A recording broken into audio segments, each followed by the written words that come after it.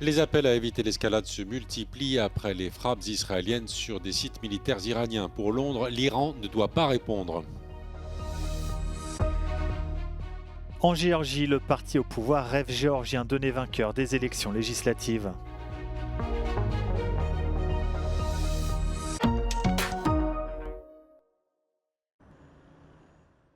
Après les frappes israéliennes sur des sites militaires iraniens, les appels se multiplient pour éviter l'escalade au Moyen-Orient. Dans la région, de nombreux pays condamnent la riposte israélienne. En Europe, le chancelier allemand met en garde l'Iran et souligne la retenue d'Israël. Es ist versucht worden, Schäden auch was Personen betrifft im Iran gering zu halten. Und das dient natürlich dazu, dass jetzt auch die Möglichkeit da ist, eine weitere Eskalation zu vermeiden.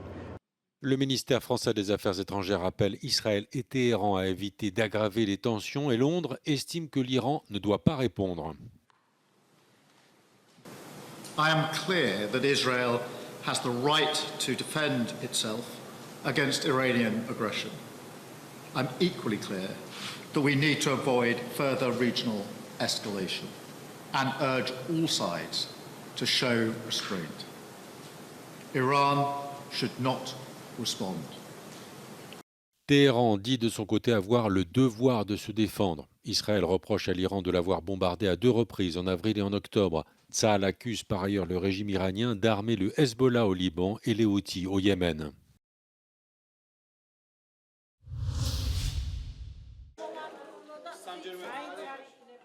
En Géorgie, le parti au pouvoir Rêve géorgien donné vainqueur des élections législatives. Selon les résultats préliminaires de la commission électorale du pays, le parti conservateur pro-russe du milliardaire Bidzina Ivanashvili obtient près de 53% des voix. Les partis d'opposition pro-européens soutenus par la présidente géorgienne Salomé Zourabichvili n'ont donc pas réussi leur pari. Ces résultats provisoires sont basés sur la quasi-totalité des votes électroniques qui représentent 90% des bulletins de vote. Les résultats définitifs sont attendus ce dimanche. Plus tôt dans la soirée, des sondages de sortie des urnes contradictoires avaient conduit le pouvoir et l'opposition à revendiquer la victoire. Ces élections législatives ont également été marquées par des incidents, un bourrage d'urnes dans un bureau de vote ou encore une bagarre générale dans la capitale Tbilissi.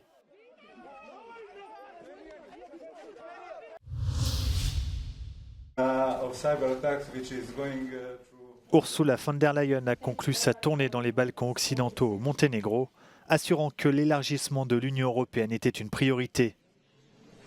La présidente de la Commission européenne s'est rendue ces derniers jours dans 6 pays de la région qui aspirent à rejoindre l'UE.